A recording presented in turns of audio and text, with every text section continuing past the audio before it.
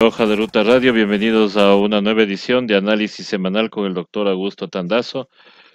Hoy, miércoles 17 de junio del 2020, cuando son las 18 horas con 52 minutos, damos la más cordial bienvenida a todas las personas que se están conectando ya a nuestra señal y que van a ser partícipes de este análisis semanal. Asimismo, damos la más cordial bienvenida al doctor Augusto Tandazo, con quien vamos a tratar algunos temas preocupándonos de sobremanera el tema del seguro social. Realmente eso es lo que creo que a todos nos está preocupando porque no sabemos qué fin va a tener esa institución, que no se puede privatizar, pero que están tratando de por todo lado hacerle daño. Doctor, muy buenas tardes, bienvenido. Buenas tardes, César. Un gusto estar con la ciudadanía nuevamente en este análisis semanal y obviamente siempre con el mismo problema de tener que estar hablando de cosas desagradables, Mm. porque nos encantaría tener un país donde tengamos que darle buenas noticias, hablar de cosas positivas, importantes, pero no solamente esta temática que es fea. A ver, yo quisiera hacer una cuestión un poco didáctica para que la ciudadanía entienda. Vamos, doctor. El Seguro Social tiene un presupuesto mensual de 430 millones mensuales. 430. Ujú. Con ese dinero subsiste a duras penas. ¿Por qué? Porque no le alcanza ese dinero para pagar a pensionistas y jubilados. Y a su vez atender temas de salud y otros temas que tienen que ver con préstamos, con una cantidad de cosas. Entonces, tiene el problema el Seguro Social de que no le alcanza el dinero. ¿Por qué razón? Porque estas contribuciones deberían ir fundamentalmente a temas de salud y a sostener el cálculo actuarial de todos los que están aportando hoy para jubilarse, para ser nuevos jubilados, nuevos pensionistas después de algunos años. Entonces están aportando, pero ¿qué pasa? Que el dinero para pagar a los jubilados y a los pensionistas actuales, y también algunos de los que ya han aportado varios años, es un dinero que desde el punto de vista del cálculo actuarial no alcanza. O sea, no se tiene el dinero para pagar, para sostener ese compromiso de pago, ese pasivo. Pero no solo eso, sino que lo único que cuenta el seguro son con 7.845 millones de dólares que tiene en bonos del Estado. Entonces, tienen bonos del Estado y ¿de qué les sirve? Pero además, bonos del Estado que con la Ley Orgánica de Finanzas Públicas que acaban de meter y que ya están en la etapa final, en esa ley no se le permite al Seguro Social que pueda negociar deuda ni entrar a negociar papeles, salvo con la autorización expresa del ministro de Finanzas. Entonces, el ministro de Finanzas, el momento que quiera el Seguro Social en algún momento comercializar sus papeles de bonos de la deuda del Estado, pues no le va a permitir. Claro. Entonces, el problema es cómo paga. Por eso es que tiene que tomar de los fondos del seguro, de lo que normalmente recauda 430 millones, tiene que de ahí malversar, pongamos la palabra exacta para que me entiendan, malversar, sacar dinero de donde no es para pagar a jubilados y pensionistas actuales, que son los que tienen que ir cobrando, más debería ir haciendo una reserva para pagar a los pensionistas y jubilados que están trabajando para en algún momento que les concedan ese beneficio. Entonces es un caso feo. Entonces, estando es como un paciente que está en cuidados intensivos, está con problemas. Y en semejante momento le desafilian del Seguro Social ya en estos 2 meses, antes siquiera de que se apruebe ya de manera definitiva la ley de apoyo humanitario, solamente con el decreto del presidente Moreno, un decreto ilegal e inconstitucional, porque lo dictó ni siquiera sin tener la ley, a pesar que la ley igualmente es inconstitucional, la ley de apoyo humanitario. Ya desafiliaron a 250.000 personas del Seguro Social. 250.000, que es diferente la cifra que nos estaban diciendo. El ministro de Trabajo decía 130.000 y otros actores 150.000. Son 250.000 personas las desafiliadas. Entonces, cuando se calcula estas 250.000 personas, ¿qué representa en el presupuesto del seguro? son 70 millones de dólares menos en el presupuesto mensual. 70 millones menos en 430 millones, cuando los 430 no alcanzan. Entonces, es el primer elemento. Viene el segundo elemento. El presidente, al estilo muy propio de la politiquería barata, de esa politiquería que debería algún rato desterrarse, en el decreto que él dictó para precarizar la relación laboral, no en la ley, porque la ley recién va a ser aprobada en estos días, mañana pasado se va a aprobar ya el texto definitivo. En el decreto decía que más allá de que se haga una reducción en la jornada laboral y obviamente en los salarios, el aporte a la seguridad deberá pagarse con base en la jornada total. Entonces ahí es donde la gente se mareó. Y la gente dijo, bueno, por último, vamos a tener un aporte a la seguridad que nos permita tener reservas y justificar una jubilación digna y etc. cosas. Pero ya en el texto de la ley, artículo 20 de la ley, como salió de la Asamblea y como él la regresó con el veto parcial, por lo tanto ya no hay salida. César, no hay salida, porque ya no puede la Asamblea cambiar el texto que le mandó a él. Entonces ya no hay salida. Porque alguien podría decir, bueno, que la Asamblea vote abajo todo, no puede. Y ya en el documento esto ya es consumado. Se dice que el empleador podrá reducir la jornada hasta un máximo del 50%. Primera cosa. Segundo, que el sueldo o salario del trabajador corresponderá en proporción a las horas efectivamente trabajadas. Y el tercero, que el aporte a la seguridad social deberá pagarse con base en la jornada reducida. Entonces, para hacer un cálculo, podemos tomar como referencia el máximo que él dice de la reducción, que es 50% de la jornada laboral, o ponerle una media del 25%, que es lo que él comenzó a aplicar con el decreto. Pongámosle el 25% para ver qué pasa. Si se llega a reducir la jornada en el 25%, el seguro deja de recibir más o menos 100 millones de dólares, menos en su presupuesto mensual, que sumado a los 70 millones, son 170 millones de dólares, rebajados de los 430 millones. Eso es un impacto del 40% en el presupuesto del seguro. Con un agravante, que ahí no termina, que acaba el ministro de Trabajo de dictar un reglamento, un procedimiento, mediante el acuerdo ministerial 124 del 11 de junio. Acaba de dictar un procedimiento mediante el cual se fija el camino a seguirse ya de manera totalmente definido para suprimir puestos en el sector público.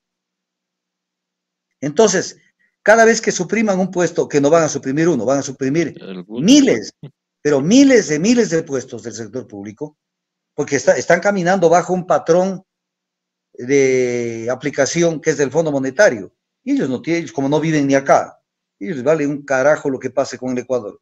Entonces ellos insisten, este es el sistema y punto, hay que reducir el tamaño del Estado, con el que están de acuerdo Raimundo y todo el mundo está de acuerdo, Nebot está de acuerdo, Lazo, está todo, porque después no nos van a decir que no estaban de acuerdo. Y entonces viene este procedimiento en donde la principal causal que se puede utilizar es que hayan razones de carácter económico que estén derivadas de que haya una afectación presupuestaria institucional. Es obvio, el ministro de Finanzas le dice a una empresa, por ejemplo, no te doy el total del presupuesto, sino el 80%. Entonces, en base a este acuerdo ministerial, la entidad dice, como solo tengo el 80%, califica como causal para votar gente y por lo tanto se me ve el 20% de trabajadores. Se acabó. Así, sin el menor asco y sin la menor humanidad. Se acabó, fueron. Entonces, el problema del seguro es que en el cortísimo plazo, es más, ya este rato tienen ya una afectación con los 250,000 personas que no están, tanto desde el punto de vista patronal cuanto del aporte personal, no están aportando al seguro. Ya este rato tienen un problema. Pero que va a crecer con la ley de apoyo humanitario y se va a complicar con este procedimiento del ministro del Trabajo que se lo va a aplicar. Entonces viene el tema, y yo he llegado a un punto, César, en que cumplo nada más con decirle a la gente, si quieren pelear, peleen, si quieren discutir, discutan, si quieren mirar por su futuro, vean, si no lo quieren hacer, Yo no tengo ningún interés en esto, o sea, claro, mi interés personal, que un rato de eso yo igual, que todavía no me jubilo, que en algún momento por ahí yo haya aportado y después me digan, ¿sabes qué? No sirve de un carajo lo que tienes porque Porque ya no hay. el seguro colapsó. Porque es nada más eso, es como el feriado bancario. Un día fuiste a retirar tus fondos de cuenta correntista o cuenta ahorrista de un banco y te Y ya dijeron no. que ya no hay el banco siquiera. Entonces, esto no es un tema, ni tampoco es un tema como para que, por ejemplo, diga la gente, porque la gente es muy cómoda en nuestro país. Yo soy muy duro con la gente, porque la gente tiene que aprender a tener una actitud un poco más responsable. La gente dice, por ejemplo, a mí me lo dicen y le dicen a mucha gente, pero no importa. El 2021 cambiamos todo y cambiamos qué? Un seguro social. Es como yo ponía este ejemplo que lo voy a volver a repetir en análisis semanal. Se demoraron 8 minutos 46 segundos los policías en matarlo a Floyd, porque no es que lo mataron de un solo tiro, no, pues le aplicaron la rodilla al cuello en un procedimiento muy técnico, muy estudiado que lo conocen, y que es un procedimiento que no lo han estado usando solo en Estados Unidos, por eso es que en Francia están levantados para que deroguen esa norma. Es la norma que en Estados Unidos se conoce como la chokehold, que es aplicar la presión en el cuello para que vaya ahogándose de a poco hasta que un rato dices, murió. Y cuando hacen la autopsia no encuentran demasiados hematomas, no encuentran demasiados problemas, ¿no? Que es una muerte lenta. 8 minutos 46 segundos duró Freud. Acá la destrucción del Ecuador se viene de aquí hasta el 24 de mayo. Y el 24 de mayo está la partida de función del Ecuador como la partida de función de Freud. ¿Y ahora qué? ¿Cómo resucitamos a Lázaro? Con un agravante. A la fecha actual, al Seguro Social le deben 837 millones de dólares de lo que son los aportes del Estado por compensaciones. 837 millones de dólares. Y tiene, como te decía, 7.845 millones de dólares en bonos del Estado. Que eso es como tener papá, pero en la guerra. Entonces, si quieren escuchar, escuchen. Si eso les incomoda y no les gusta oír, no escuchen. Si creen que alguien les va a dar solucionando los problemas, síganlo creyendo. Exacto. Si no, hagan lo que hizo la gente en Estados Unidos ante la muerte de Floyd. Olvidarse que hay una pandemia y decir tenemos que protestar por nuestra vida. Porque la vida no solamente es el COVID. La vida es que se te acaben 30, 40 años de aportes y que de pronto a la noche a la mañana tengas que, en tu vejez, que es la etapa más dura de la vida, tengas que chuparte el dedo. ¿Por qué? Porque siempre estás pensando que alguien te va a salvar. Entonces, esto es grave. Es gravísimo el tema. Y claro, hay gente que no puede entrar a reclamar sobre esto. Hay actores políticos que no pueden reclamar porque les pueden decir, pero si tú fuiste y tú también hiciste algo parecido a esto. Claro. Entonces, ese es el problema, porque la gente no entiende. Aquellos soñadores, porque hay soñadores en el Ecuador, qué barbaridad, o sea. Entonces no entienden pues, que estos son problemas que no los pueden manejar determinadas personas, porque ¿cómo tú te opones? Es como, por ejemplo, una canallada que acaban de hacer, y que de eso también te quería hablar. Acaban de aprobar, pero están con un problema, que también lo voy a comentar. Acaban de aprobar que el Ecuador se endeude y prevenda petróleo, porque nos van a entregar el dinero adelantado. Prevenda petróleo para 2025, hasta el 2025, con 50 millones de barriles de petróleo que están vendiendo ahora. Entonces, yo puedo protestar, por ejemplo, pero hay Claro. gente que se ha hecho preventas petroleras, que Le de van a pronto le decir dicen, lo mismo. ¿y tú cómo protestas? Tú hiciste lo Es, mismo. claro, esto no es correcto. Yo le ponía, hoy de mañana tuve una entrevista con un periodista de buen nivel aquí en Quito, de muy buen nivel. Y le decía, porque un poco como que se me quiso marear o como que se hacía el que no entendía o sí entendía, no sé. Pero le dije, a ver, te voy a hacer esta pregunta, mi amigo. Si, por ejemplo, a ti ya te han pagado tus salarios, ahora ya tienes cobrado tus salarios, en la empresa donde estás trabajando, en la radio donde estás trabajando, ya cobraste tus salarios del 2025, ¿estás bien o estás mal económicamente? Y salen con unas, oye César, es que es de matarlos. O sea, salen con unas 12 años, mira este titular, ojalá salga. Verás cómo le comen al cuento al Ecuador. Ve si sale el titular grande. Más arriba, doctor. Un poquito más arriba. Ya dice, a ver, un poquito para atrás para que salga todo. Ya, 12 años para bajar deuda a 40% del PIB es la meta fiscal. A ver, a ver. 12 años. Entonces, han armado una cosa que es estúpida, o sea, aparentemente bien, no, es que esto lo hacen algunos, ¿cómo te podríamos decir? Profesionales, que juegan con los números. Entonces, están reventándolo al Ecuador y están armando un proyecto, primero que ya se van, Claro. ya se van, y están armando un proyecto, dejando una política para que disque de aquí hasta el año 2032 la deuda baje al 40% del PIB, para lo cual hay que dejar de endeudarse. Pero si este gobierno se sigue endeudando, Claro. estamos viendo que están vendiendo 50 millones de dólares hasta el 2025. ¿Qué es deuda? Es deuda clarísima, que siempre he dicho yo es deuda. ¿Por qué es deuda?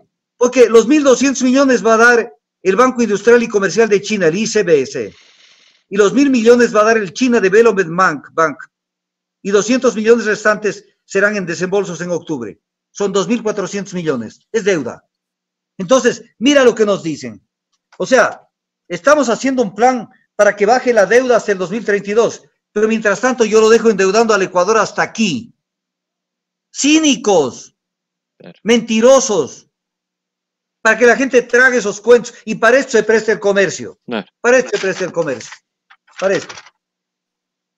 Entonces la gente dice, no, parece que sí están planificando lo que va a venir el nuevo gobierno. Y el nuevo gobierno de pronto tiene que botar abajo todo lo que han hecho, o buena parte de lo que han hecho, porque es estúpido vivir de esa manera.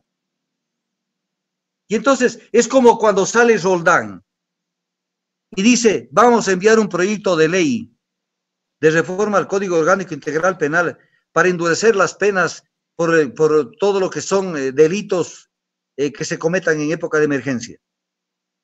Y entonces el pueblo, nuestro pueblo ingenuote que es, el pueblo lee eso y dice, qué bien, ¿no? Al fin justicia, dicen. Sí, pero eso no tiene efectos retroactivos, claro, hijitos. Entonces, eso será para juzgar si, por ejemplo, en el nuevo gobierno, donde esté el presidente fulano, mengano, perencejo, hacen alguna cosa y eso se aplica en la ley. Pero a ellos, lo que están haciendo ahora, eso ya nos puede juzgar con esa reforma, porque el derecho penal no tiene efectos retroactivos, salvo que sea favorable al reo. Si es endurecer una pena, no la pueden aplicar con efectos retroactivos. Entonces toman del pelo al país, porque la gente lee y dice, bien, el gobierno va a endurecer las penas. ¿Y por qué no lo endurecieron el 24 de mayo del 2017? Para que no roben, no en pandemia, porque no había la pandemia, pero que no roben en determinados momentos. No hayan cuotas, no hayan tronchas, no hayan una cantidad de cosas. No hay repartos. No hay repartos, porque por ejemplo el tema del hospital de Pedernales no tiene nada que ver con la pandemia. Es la construcción de un hospital y contratación hecha antes de la pandemia, donde se ve que hubo un sobreprecio, porque primero tiraron abajo el contrato anterior y luego arman el nuevo contrato y cobran el 10%, una parte en efectivo, 600 y pico de mil dólares y $1 millón y pico de dólares en cheques. Y era una cuota que le dieron a una de las figuras de la Asamblea Nacional del movimiento que maneja el país. Entonces, le toman del pelo. Entonces, tenemos un plan, por si acaso, no te olvidarás. Tenemos un plan que van a poner, ahora 2020 van a poner en orden las metas fiscales y todo. Y con esta ley, cuando a mí me hicieron esta pregunta, porque yo hablé en la Comisión de Desarrollo Económico de la Asamblea, sobre la ley de finanzas, les dije que yo tenía la duda de que era una ley para el Ecuador o para qué país era. En el Ecuador no se respeta, verás, no se ha aprobado el presupuesto de 2019, la Asamblea no lo aprobó, pasó por el Ministerio de la Ley. El presupuesto del 2020 tampoco lo aprobó. El actual no está aprobado. O sea, pasó por el Ministerio de la Ley. Y cuando tú lees la ley de finanzas, la que van a aprobar en estos días, porque ya volvió con el veto, es que estás hablando de Suiza. O sea, un país que cumple con un plan de desarrollo y el presupuesto camina, pero exactamente igual que el plan de desarrollo. ¿Cuál es el plan de desarrollo del Ecuador? Lo que venga y le diga, primero un gobernante. Se le ocurre de un día a otro que mejor vámonos acá en vez de irnos acá. Y segundo, el Fondo Monetario es el que viene y dice esto sí, esto no. ¿Dónde el plan de desarrollo del Ecuador? ¿Cuál plan de desarrollo? Si alguna cosa no tienen nuestros países, es un plan de desarrollo. Y además, aquí hay que entrar ya a un tema más profundo, pero lo toco muy someramente. Una cosa es la planificación vinculante y otra cosa es la planificación referencial o indicativa. Eso estudia cuando se estudia planificación. La una es lo que hay que hacer y responde a políticas de Estado. Voy a poner un ejemplo de una política que debería implementarse. Yo no puedo seguir exportando materia prima para importar el mismo producto, pero con valor agregado. Ejemplo, no puedo exportar petróleo para importar combustibles. No puedo exportar concentrado de mineral para luego tener que importar minerales. O sea, tengo que refinarlos acá. Política pública, política de Estado. Llegue quien llegue. Porque es beneficio para el Estado. Eliminar el 70% de la importación de combustibles que vienen del exterior. Entonces, ahí viene una planificación vinculante y una planificación indicativa referencial respecto de quingos que se puede hacer en la ejecución de un plan en función de una cantidad de variables. Me entra más dinero. No es que creo una cuenta de sostenimiento de las cuentas fiscales, como lo crean en la ley de finanzas, que no es otra cosa decir, plata que te sobra sobre el precio del petróleo que está establecido en la proforma, todo lo que te sobre es para pagar la deuda. No es para implementar proyectos de desarrollo, para generar mecanismos que permitan la reactivación de la economía desde la pequeña empresa hacia más arriba. Entonces, le toman de pelo al país todos los días. Pero mira, 50 millones de barriles que quieren venderlos y que están ya a punto de hacerlo salvo por un problemita que tienen en este momento. Ya te lo voy a contar. Pero eso es hasta el 2025, el 98% del saldo exportable se va para pagar lo que ya te comiste. Y mucha de esta plata, porque aquí viene el tema que no entienden a veces las personas. Nosotros que estamos en los análisis, que no es que nos esté esperando la información para que solamente tomemos la información y ya la entendamos. No, tenemos que hacer mucho esfuerzo para investigar, ver cómo se maneja, meterse en los recovecos. No es un tema fácil. Cuando uno dice, a ver, pero ¿por qué esta cosa no funciona? Porque todo el dinero va a la cuenta única del Tesoro Nacional. Había una candidata, una precandidata a presidente de ahora, una de las 10, que el otro día en una conversación que tuvimos, una especie de debate, decía que una de las cosas que ella logró es que haya una cuenta única al Tesoro, si es la estupidez más grande. Porque con la cuenta única al Tesoro, ahí se licúa todo. Pero si se arman cuentas, subcuentas, para decir, a ver, deuda va solo para esto. La deuda no puede ir para cualquier cosa. La deuda tiene que ir exactamente para lo que debe ir. Porque, por ejemplo, mirando lo que es una casa, para poner un ejemplo, lo que es una casa. Si alguien llega y a la mujer o la mujer al marido, lo que sea, y le dice, ¿sabes qué? Hay una línea de crédito que nos están ofreciendo para que por Dios dejemos de pagar el arriendo y nos compremos un departamentito. Y con lo que pagamos del arriendo y unos pocos centavos más o dólares más, nos vamos ya quedando con nuestro propio departamentito. Entonces tú dices, sí, me endeudo, porque es para bien de la familia. O sea, hay una deuda buena y hay una deuda pésima. Pésima. Eso tienen que entender, porque alguna vez hablaba alguien y decía, la deuda no es mala. A ver, la deuda es pésima dependiendo a qué lo utilizas. Cuando tú dices, tengo 65,000 millones de dólares de deuda hoy, entonces tú dices, a ver, ¿en qué está invertido? Entonces alguien dice, por ejemplo, está en tal cosa, sí, no hay problema, sí está. A ver, contemos, esto, ¿y a cuánto llegas? a 20.000 millones, 25.000 millones, y el resto, gasto. El tema es claro. Entonces, ¿qué dice la Constitución? Primero, que para la contratación de deuda será autorizada por un comité de deuda y financiamiento. ¿Qué dice la ley de finanzas que está tratando el Congreso en este momento, la Asamblea? Que el tema de deuda lo resolverá el ministro de Finanzas.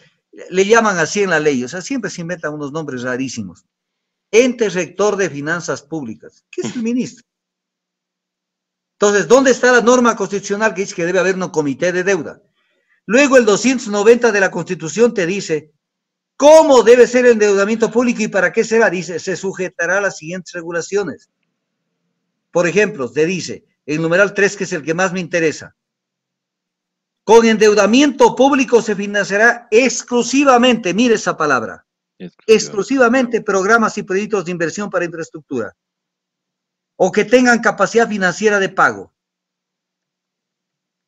Entonces, tú dices, esto se podía, por ejemplo, sale el ministro de Finanzas, para poner tu ejemplo, y le dice al país como gran cosa, y todos los ecuatorianos que sí tenemos alguito que nos hace falta, le dice al Ecuador y le dice, he contratado un crédito con el Fondo Monetario Internacional de 648 millones de dólares, y es de libre disponibilidad. Qué pena, pues, hermano. De libre disponibilidad, desgástate en lo que te da la gana. Entonces, tienes que someterte a la norma de la Constitución. ¿Qué vas a hacer con esa deuda? Por eso es que cuando Verónica Artola dice, textualmente te lo leo, textualmente lo que dice el 7 de junio en el diario El Comercio, yo siempre digo y siempre les pido que antes de que yo hable, traten de, no es una orden, sino es una sugerencia muy cordial, tener un papelito y un lápiz para que anoten. 7 de junio del 2020, en el diario El Comercio, Verónica Artola, gerente del Banco Central, comillas, la única fuente de ingreso para sostener la dolarización es el endeudamiento externo, cierra comillas. Si a mí me dices, si esa frase me lees a mí, me dices, verás, hay un país en el mundo, en alguna parte del mundo, obviamente en el mundo de arriba no, tiene que ser en la parte del hemisferio sur, ahí está África y está América, donde la única fuente de ingreso para sostener, en este caso una dolarización, si entraron a eso, es el endeudamiento externo. Te digo, hermano, fírmale la partida de función. Es como que una persona le digan en la familia, ¿y qué hacemos para el próximo mes para comer? Hay que contraer una deuda, y para el próximo otra deudita, y para el mes de agosto otra deuda, y para septiembre otra deuda. Esto ha sido los 3 años, y que vienen también con esta tendencia anterior, pero estos 3 años han sido terribles, porque ha sido una parálisis de la economía, cero inversión pública, la inversión privada por el piso, sacando la plata al exterior en cantidades los empresarios para dejarlo en soletas al país, la banca ganando como nunca ha ganado, y un país en crisis. Y con este tipo de medidas, y 50 millones de barriles más vendidos. Ahora tienen un problema, te voy a contar. No sé cómo lo resuelvan, pero tienen un problemita, que el tema es cómo fijan el precio del petróleo para esta nueva deuda, para ese nuevo crudo. Porque la gente de Petroecuador, conozco, que no está muy de acuerdo con los términos de la negociación, porque aquí viene un problema. O sea, el ministro de Finanzas se ha apropiado de varias instituciones y de varios ministerios, en especial de energía. Por ejemplo, el ministro de Finanzas dice que van a contratar auditores para hacer esta cosa. ¿En qué? En energía. Y uno dice, bueno, ¿y dónde está el ministro de Energía? Entonces se eliminó el Ministerio de Energía. Y entonces, en este caso, negocian ya, o sea, al nivel de finanzas, pero con precios, con castigos, que se llama. Castigos es la cantidad que se descuenta respecto del crudo que sirve de referencia para fijar el precio. En el caso nuestro es el West Texas Intermedia. Y están en la discusión de que han negociado con una cantidad muy inferior al precio que debería haberse negociado. Y entonces necesitan el visto bueno de Petroecuador. Y no sé, porque puede ser que esté diciendo algo que después me tenga yo que comer las palabras. No sé si se sostengan en su posición la gente de Petroecuador de decir a finanzas, yo a ese precio no firmo, porque nos van a tostar en algún momento en los tribunales y en la Contraloría, con ese tipo de precio de crudo. Entonces, aparte de que buscan soluciones, perjudicando al Estado ecuatoriano. Cuando yo vi, verás César, cuando un día amanecí y abrí los medios y vi que en este gobierno, lo condecoraban al embajador chino. Pues 40 y en la condecoración decía que se lo condecora por haber contribuido su país, o sea, China, al desarrollo del Ecuador. Dije, esto se viene para largo con China. Primero, que van a tener que tragarse todas las palabras, porque uno de los temas que venía con fuerza criticándose el anterior gobierno eran las preventas y el endeudamiento con China. Pero cuando se dieron cuenta que necesitan ese grifo abierto por incapaces e ineptos para poder manejar la economía, entonces prefirieron condecorarlo al embajador chino para seguir pudiendo tocar la puerta de China y decir, ahora necesito más plata, porque ya le pagué tanto, entonces deme más dinero, yo le sigo hipotecando mi futuro con el petróleo. Yo nunca pensé, verás, yo tengo 48 años de experiencia en el sector energético. Nunca se había visto, una vez se vio, en una operación pequeña que se hizo en el gobierno de Febres Cordero, una operación pequeña, se hizo una preventa, que la criticaron Raimundo y todo el mundo, una preventa pequeñita. Pero nunca había visto un país que venda su petróleo de los próximos 5 o 6 meses, 6 años, así, o sea, como que nada. Y nadie reacciona, no hay una asamblea que fiscalice, no hay alguien que diga lo elemental, oye, te estás comprometiendo renta de los siguientes años, de los siguientes gobiernos, del presupuesto de ejecución de los próximos años. Vamos a vivir para pagar deudas.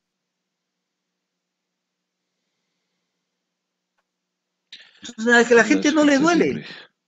No les duele. Y sigamos. No le duele o no entienden, doctor, porque, o sea, uno no entiende, o sea, no entiende, digo, por qué la gente no reacciona cuando te están tocando, obviamente, el bolsillo y el futuro de tu país.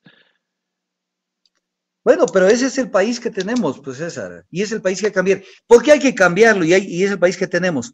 Porque no hemos hecho cambios profundos, especialmente en qué. Y esto es vital lo que voy a decir. Ojalá lo graben y lo escriban. Esto fue lo que falló en varios procesos en varios países del mundo. Porque no se trabajó en la educación política y en que la gente aprenda a pensar. O sea, qué mejor que la gente no piense y esté de acuerdo con todo lo que yo hago. Entonces tenemos un país que no desarrolla iniciativas, que está quedado, está como se dice en el tema del toreo, está morcillado. O sea, está allí quedado. Es cuando el toro se petrifica y no sabe qué hacer y no sabe por dónde salirse mejor al chiquero y escapar. No le gustó. Y esperar hasta que haya descabello, doctor. Claro. Entonces, ese es el problema. La gente no termina de entender lo que pasa. Y de pronto se les ocurre decir esto. No, pues es que el 2021 tenemos que recuperar la patria. En el 2021 no hay que recuperar nada, papitos. Ya está todo. Quedaránse nomás en la hamaca, en el diván, no sé dónde les guste estar viendo televisión o alguna cosa. Quedaránse nomás allí. ¿Para qué van a salir a recuperar la patria? ¿Qué patria? Ya se habrá privatizado todo, ya estará montonera, miles de gente en la calle. Tendremos lo que nunca habíamos tenido. No es una ofensa a los taxistas, pero tendremos una cantidad de profesionales haciendo de taxi, ya mismo. Ya, eso pasó en Argentina, pasó en Chile, pasó en el Perú, pasó en muchos países. Entonces los tendremos haciendo de taxis y esperando que llegue algún gil el 24 de mayo del 2021 y le digan, a ver, fulano de tal, el presidente de nombre tal. Entonces, como nosotros confiamos en usted, devuélvanos el trabajo, devuélvanos no sé qué, páguenos esto otro, indemnícenos porque nos hicieron sufrir. Y no, señor, no supiste defender tus derechos, quédate tranquilo. Entonces, esto que le están vendiendo al Ecuador, que la solución es el 2021. Y la gran discusión es que si adelantamos las elecciones, si las atrasamos las elecciones, que si esto, que si el otro, eso es importante en términos de cómo quieren pescar a río revuelto, porque quieren recuperarse, especialmente los grupos de derecha que están muy venidos a menos. quieren más tiempo, porque necesitan una campaña con tarima, con mujeres con poca ropa bailando en las tarimas, con camisetas regalando, con gorras regalando, con banderas, con sándwiches, con tarrinas, con dólares contante y sonante, para que la gente llene las plazas. Entonces dicen, ahora, ¿cómo competimos? De tú a tú, con la gente que está en contra de nuestra, de la política de violar el país, violar la Constitución y afectar la economía del país. ¿Cómo competimos? Por ejemplo, vamos a poner un ejemplo no consentido. Yo no tengo dinero como para decir, voy a gastar en no sé qué cosa en una campaña en la eventualidad de que fuera candidato. Pero si es de boca a boca y con documentos y con análisis, no quedan ni las plumas. Pero de pronto, si yo convoco a un sitio donde me escuchen fríamente un discurso, pero no llevo mujeres que hagan un espectáculo a lo samba brasileña y haya trago de por medio y una cantidad de cosas, de pronto se me van al otro lado. Por eso es que quieren alargarlo al tema. Pero ese no es el tema de fondo. El tema de fondo es que ya esto está caput. El tema del seguro, gravísimo. La refinación que se viene, la privatización, a pasos agigantados, se viene. La privatización de los campos petroleros, se viene. La privatización de la CNT, se viene. No pensaban que este gobierno iba a tomar la medida de la precarización laboral, ya la tomó. Ya. Ahora, ¿qué está pensando Manuel, Pedro y Jorge y Juan? Van a la entidad donde van a trabajar y van a decir, ojalá a mí no me saquen, ojalá le saquen al de al lado. Esa es la típica estupidez.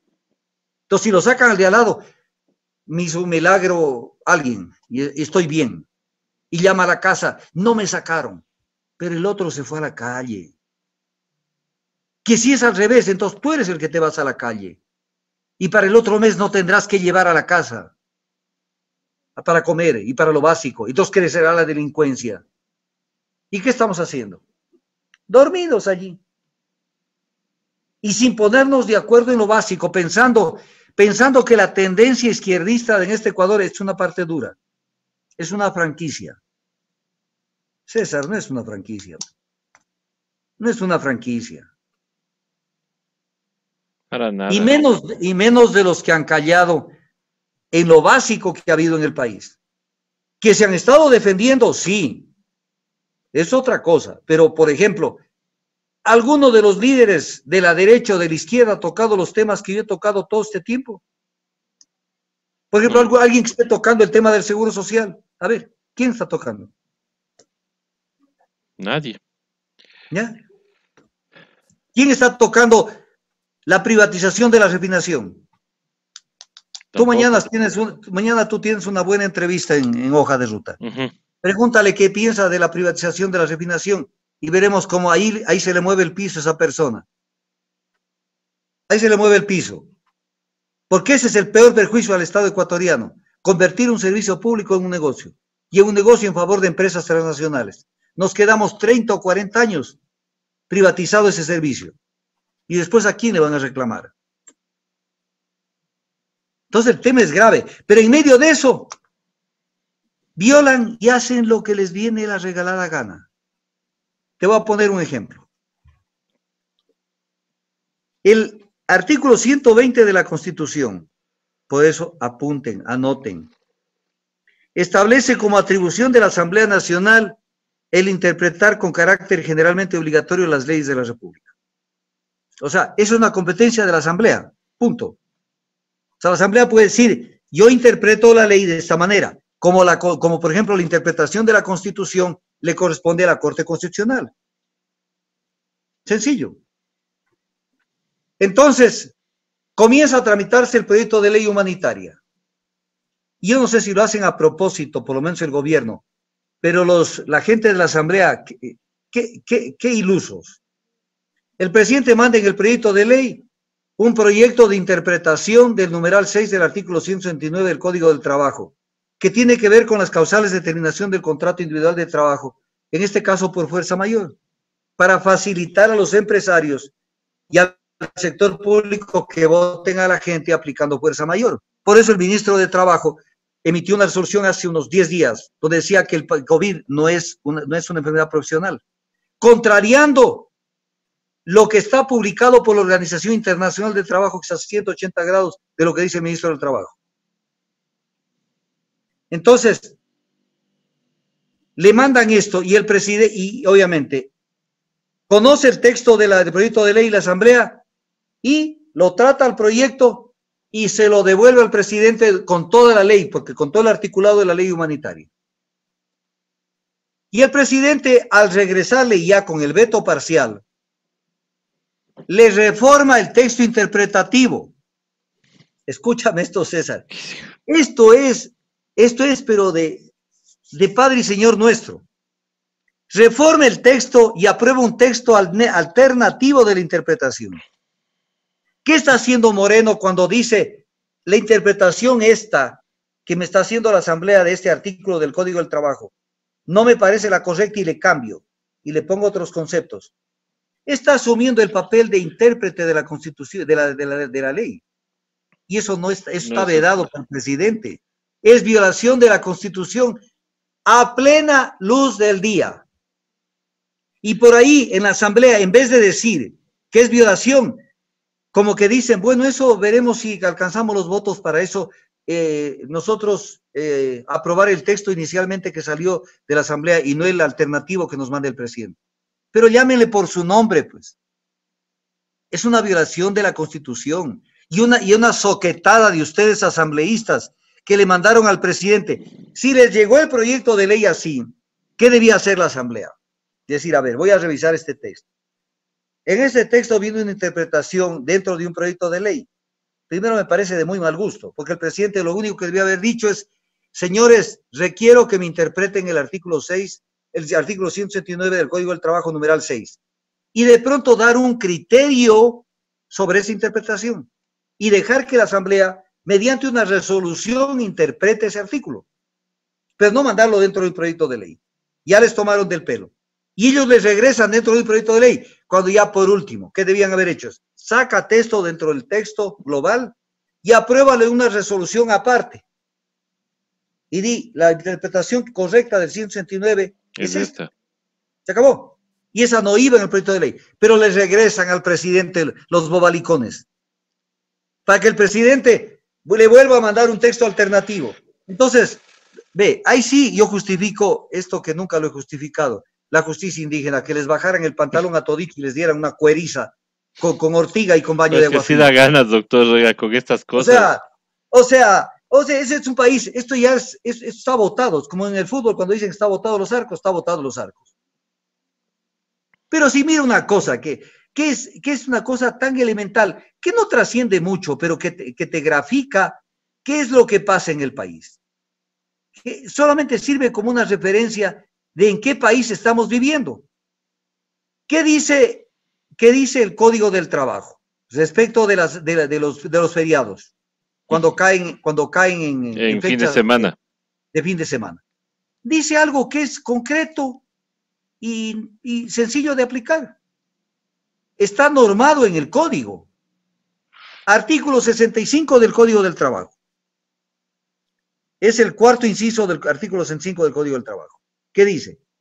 Cuando los feriados de descanso obligatorio a nivel nacional o local establecidos en este código correspondan a los días sábados o domingos, el descanso se trasladará respectivamente al anterior día viernes o al posterior día lunes. ¿Qué quiere decir? Que si hay un feriado, un sábado, cae un sábado, por ejemplo, un sábado, un 10 de agosto, por ejemplo, o un 9 de octubre, o un 3 de noviembre, ese feriado, si es sábado, les dan feriado el viernes. Y si cae en domingo, es feriado el lunes. ¿Qué dice eso? Un código. Que puede estar mal hecho, lo que sea, pero es la ley de la República. El 25 de mayo, día lunes, no se debía haber trabajado. Porque el 24 de mayo fue día domingo y fue el día de la batalla de Pichincha. La señora María Paula Romo salió y sin despeinarse dijo, ya hemos descansado mucho y así es que todo el mundo va a trabajar. O sea, está sobre el código del trabajo. Y la gente aguanta. Y los asambleístas aguantan. Y nadie dice, oye, que hay una persona que está sobre el código del trabajo, una persona. O sea, no es que estoy yendo al tema de que descansaron o no descansaron, Pues no puedes violar la ley así, pues, a plena luz del día. Eso no es correcto. Eso no es correcto bajo ningún punto de vista. Entonces, cuando uno ve esto, entonces uno dice, ¿dónde es que estamos? Ahora, Definitivamente. mira por si acaso alguien, porque hay gente que a mí me mandan mensajes en las redes sociales. Algunos ni los contesto mejor, para no morirme de las iras. Y otros sí los contesto. Entonces me dicen, y me hacen consultas, me dicen, doctor, y si se da esto de la precarización laboral, y esto de que nos votan, y no sé qué, ¿podemos seguir juicios? ¿No? Lea pues la ley de apoyo humanitario. Es una violación al derecho de defensa. Mira lo que contiene el artículo, si alguien quiere cuidarse y ver qué le va a pasar, por lo menos saber por dónde le van a faulear. Artículo 26, inciso segundo de la ley de apoyo humanitario. Mientras duren los procedimientos excepcionales, que es 2 años lo que está previsto, porque es uno renovable 1 año, previstos en este capítulo, no podrá imponerse ninguna medida cautelar, judicial, coactiva o administrativa en contra de las personas jurídicas o de los administradores de la sociedad o de sus patrimonios. Ya, pues, o sea, ¿qué es lo que está diciendo el proyecto de ley? Que si te pegan una patada donde sabemos, no tienes derecho a protestar y que no cabe ningún tipo de acción. Total indefensión, pues, doctor. Ya, pero ahí está allí, pues. ¿Y qué te dicen el resto de asambleístas? Preguntarásle también de esto a la que va a ir mañana a tu programa. O sea, da lo mismo, ¿no? Porque para hacer bulla, se acordaron de hacer bulla ahora. Para hacer bulla se hacen, pero estudiar al país desde todos los ángulos, eso sí no lo hacen. Y estar al lado del pueblo. ¿Qué es lo que dijo? ¿Qué es lo que dijo? Mira, o sea, hay gente que es más pilas que otra, lo cual no quiere decir que eso es ser favorable al país. Lo único que son pilas, son zorros viejos. ¿Qué es lo que dijo Nebot cuando ya se aprobó la ley de apoyo humanitario? Primero, Nebot es largo, más zorro, lo cual no quiere decir que sea más positivo para el país, ni sea el presidente idóneo para el país, no. Pero es más zorro, porque, por último, el que anda con lobos a aullar aprende, dice. Él ha estado rodeado de semejante fauna. Él decía, vio los votos de la ley de apoyo humanitario, que después se van a acordar de dónde van a ir a parar con los sueldos, salarios, aportes al seguro y los que van a ir a parar en la calle. Y ahí se van a dar cuenta recién lo que les hizo este gobierno. Entonces Nebot dijo, a ver, con los votos del oficialismo, más los de estos grupitos, de estos países, de estos partidos y movimientos satélites, que están siempre recogiendo las obras de la mesa, que están para aprobar todo y que después hablan de justicia social con libertad y no sé qué cosas más. Entonces dice, estos más el voto de Creo ya tienen los votos. ¿Para qué yo voy a votar con mi gente, los social cristianos en esto, si con 70 y pico de votos ya está aprobado? Entonces, mensaje de la Zapada, no voten, absténganse o voten en contra, porque ya está aprobado. Ya aprobado, ya va donde el presidente y el presidente devuelve con el veto y están podridos porque no tienen otra alternativa que o aceptar el veto o ratificarse con las 2/3 partes y no hay votos para ratificarse en el texto original. Pero cuando Nebot ve que ya salió la ley, entonces ahora sí habla. Me parece positivo que por fin se tome un camino de menos Estado. De menos Estado. Menos Estado es botar gente a la calle. Claro. Y más crecimiento. Pero hablan de que van a dar empleo cuando están en campaña. No, pues que lo del empleo el empleo es para los giles, para los idiotas que creen este tipo de estupideces. Mira, cuando se produce el broncón, que lo quiero recordar, Roberto Gómez Alcíbar intenta hacer un juicio político a María Paula Romo cuando el tema de los helicópteros.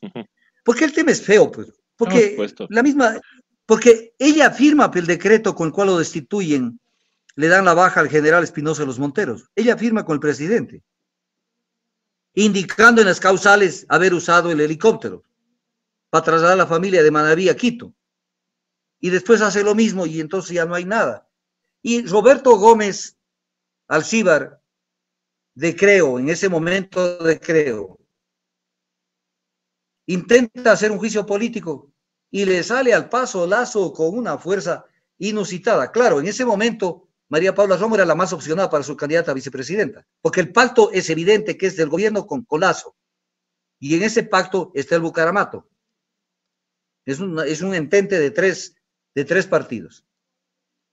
Entonces, dice Lazo cuando le contesta a Roberto Gómez y lo pone en su sitio.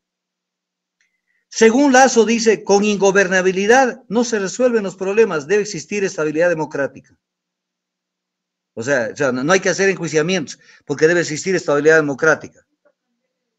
Y luego dice, para encontrar una salida al principal problema que tiene el país, que es la falta de empleo. Sinvergüenza, sinvergüenza.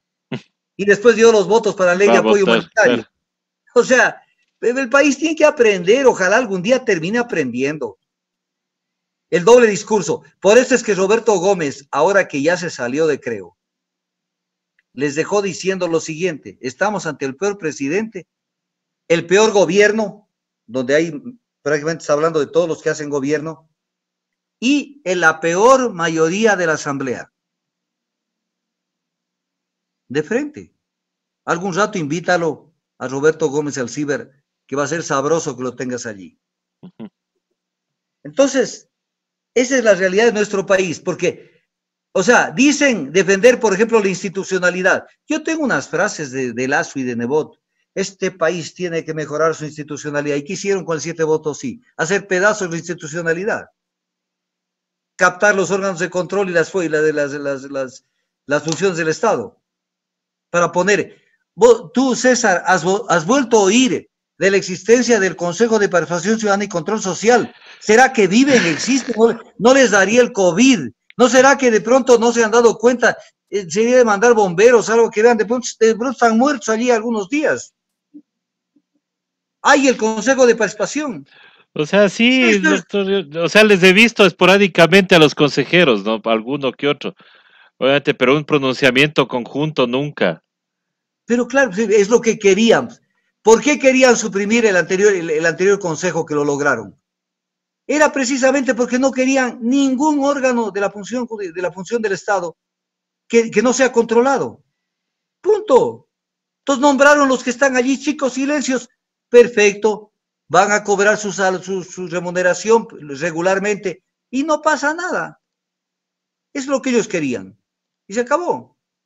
Entonces, ¿qué más ejemplo quiere la ciudadanía para entender cómo es la política? Es lo que hicieron con Trujillo, que casi lo llevan a los altares. Claro. No, pues es que nada más había que ver los editoriales que sacaban. Un hombre, no sé qué. ¿Quién era Trujillo? Uno de los artífices de la redacción de la transitoria 42ª de la Constitución del 98 que facilitó el feriado Filial bancario. bancario.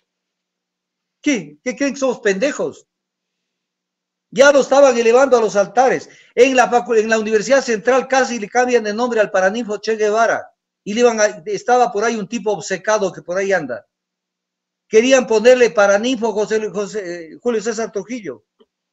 Y en Ibarra ya le pusieron a una calle Julio César Un Trujillo. redondel, en un redondel era que querían ponerle el nombre de Julio César Trujillo. Pero después se olvidaron, pues doctor, ya el útil falleció y entonces ahora ya se olvidaron hasta que cumplió un año de fallecido. Ni siquiera se acordaron. Es que es así, ya lo utilizaron. Claro. Es que utilizan a la gente. Utilizan a la gente y le sacaron lo que debían sacarle. Desinstitucionalizar el país. Y cuando vendrán los discursos en las campañas, no, pues es que ellos están pero pensando en la construcción de un nuevo país, un país que camine bajo una planificación y los intereses y activando el comercio y activando el empleo y ¿qué activando el empleo? Votando gente. Eso los hace felices. Eso no los hace felices. Hay gente que volverá a caminar aquí en el Ecuador, tanto caminando como no, pero caminan o se transportan en carros blindados. Pero, por ejemplo, el presidente Moreno, yo creo que nunca más tendrá que volver al país. Claro. Yo no lo veo al presidente caminando por la calle. No lo veo. No, Después de todas las cosas que ha hecho. yo creo que él va a fijar residencia afuera igual. Sí, yo pienso que va a fijar residencia y casi te diría que es en España. España o Estados Unidos, porque allá creo que está todavía la señora, ¿no? Porque no se le ha visto ya, Bueno, la señora no ha regresado después de... bueno, pero en España de pronto tiene algún departamento, algo en España, pues. Ah, bueno, Entonces, es que eso sabríamos si es que se investigaría lo de INA, pero la señora fiscal está muy ocupada, de acuerdo a lo que ha contestado. Tanto es así, doctor, que íbamos a otro tema. El día sábado se presenta una investigación estrella del portal La Posta que hablan de un arroz moreno, que es el tema de el financiamiento de la campaña de la consulta y es popular. de la consulta popular. Pero este tema fue denunciado por el asambleísta Rodney Aliaga en octubre del 2019 y nadie le paró bola. Pero claro, claro, si hay una cantidad de cosas que ahora aparecen. Yo, por ejemplo, en eso a veces se me revuelve un poco el hígado. Cuando a veces veo cosas que uno las dijo hace años o meses y de pronto alguien saca y dice como que hoy lo descubrieron en el agua tibia. Oye, pues ya lo dijimos y con santos pelos y señales. Santos pelos y señales. Esto está pasando. ¿Y? Entonces, que en esa campaña que han hecho maravillas, te voy a poner un ejemplo, que este ejemplo vale la pena, verás. Por ejemplo, es lógico que una empresa, especialmente si es privada, y vende productos, parte de la venta del producto es hacer marketing, Ujú. para que conozcan el producto. Se hacen ferias, se hacen, qué sé yo, se hacen anuncios con descuentos por lanzamiento de un producto, se hacen un cóctel de lanzamiento de no sé qué cosa, y se gasta plata en publicidad, pues. Claro. Porque, por ejemplo, vienen la nueva línea de carros, por ejemplo, de una fábrica, y viene un tipo de carro que creen que con ese van a romper el mercado de los sub, por ejemplo, de los sub. Ujú. Nos dicen, vamos a hacer una propaganda, porque hay un interés económico y el gasto se justifica por lo que van a ganar.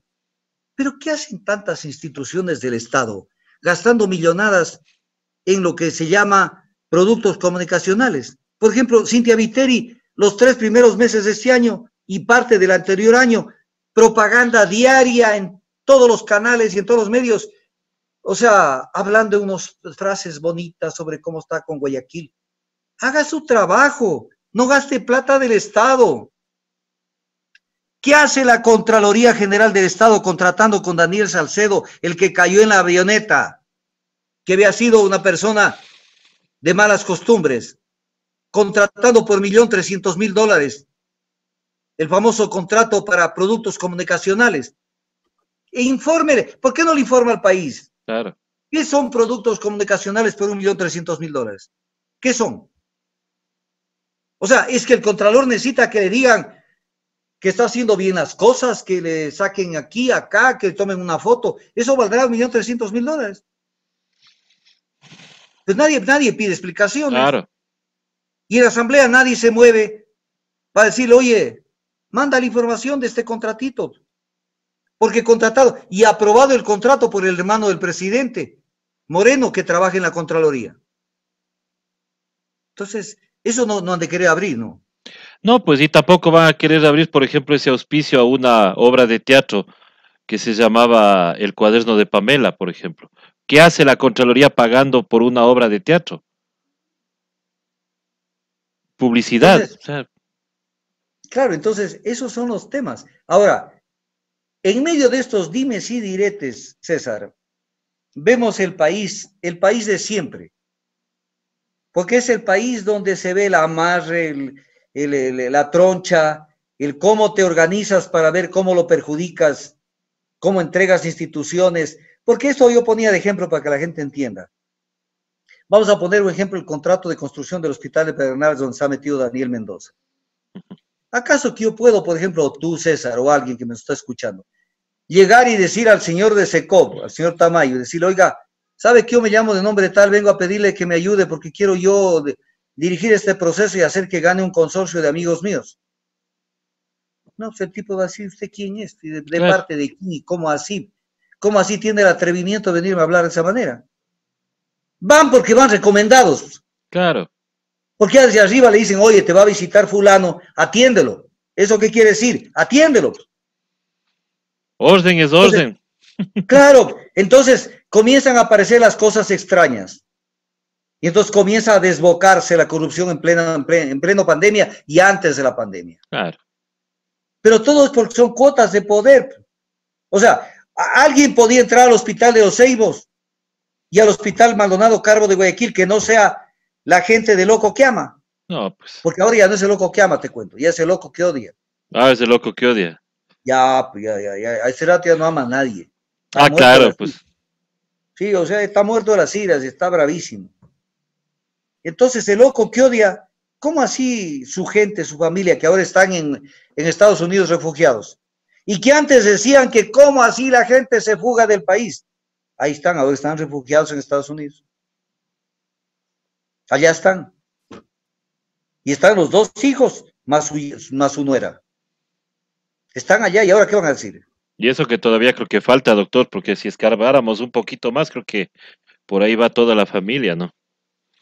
Pero claro, o sea, pero vamos a ver hasta dónde quieren llegar. Claro. Por lo pronto hay 179 procesos en investigación. 179.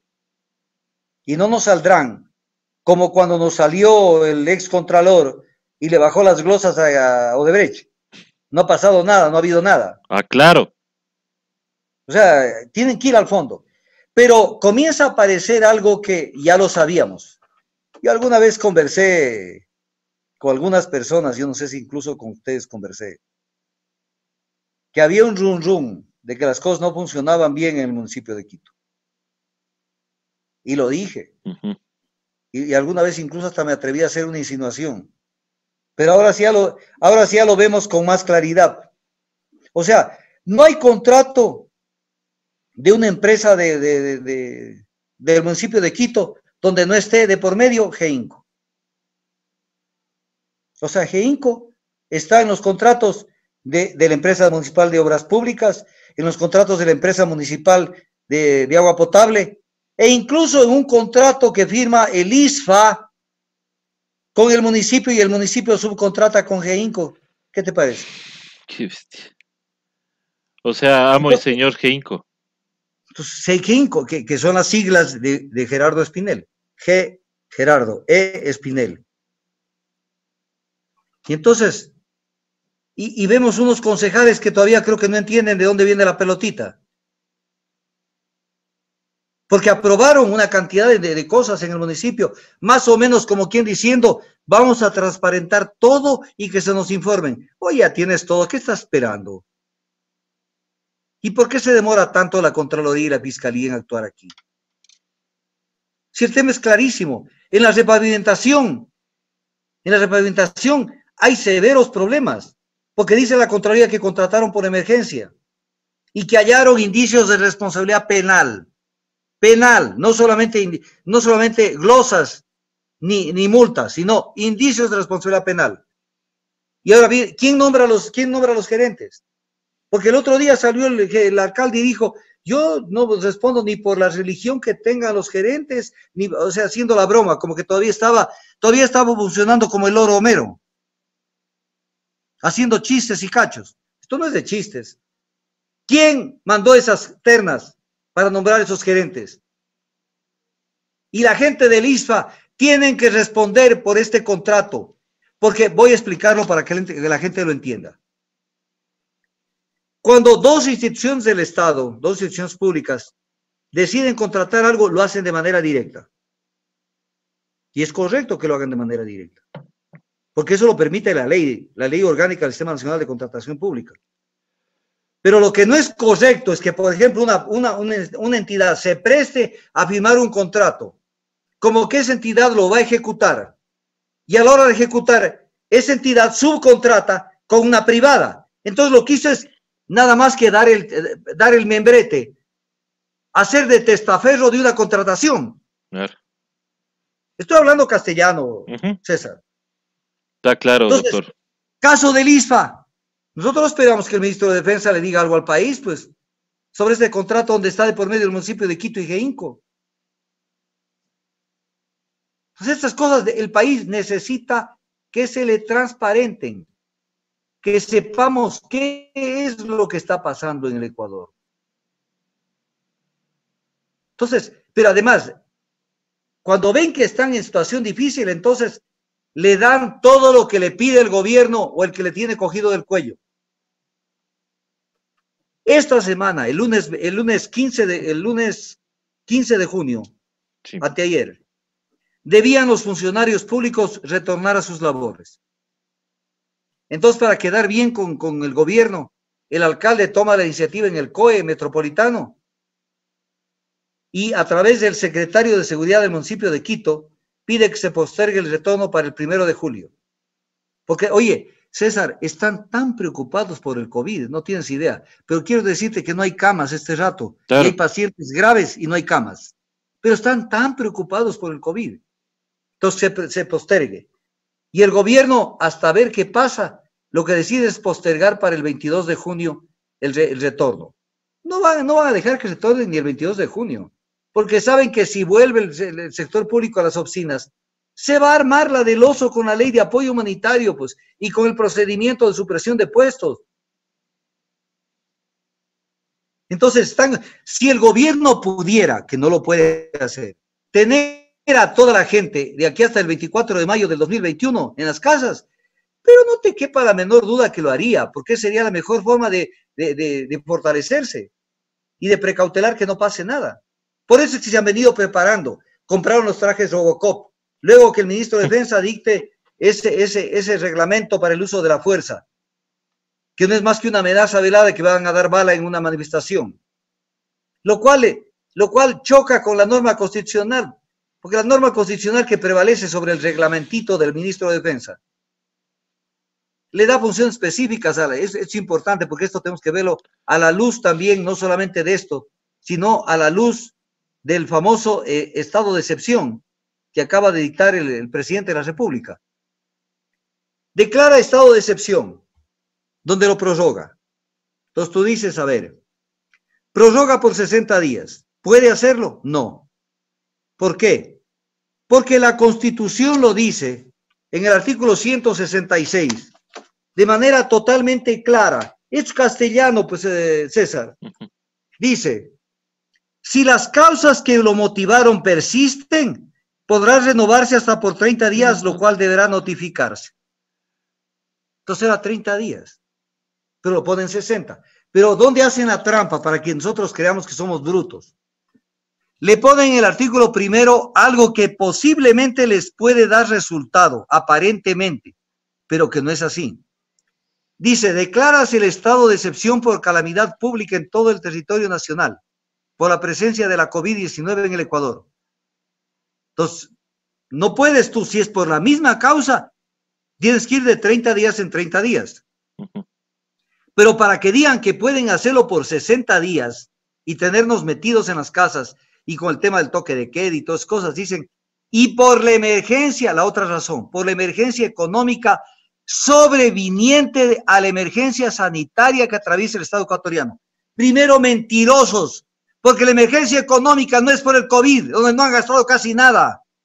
La emergencia económica es porque lo quebraron al país. Antes de la pandemia mismo estaba quebrado. Pero si dicen que es por la emergencia económica, perfecto, entonces es por la emergencia económica. Y si es por la emergencia económica, entonces analicemos el 164 de la Constitución. ¿En qué momentos tú puedes pedir un estado de excepción o decretar?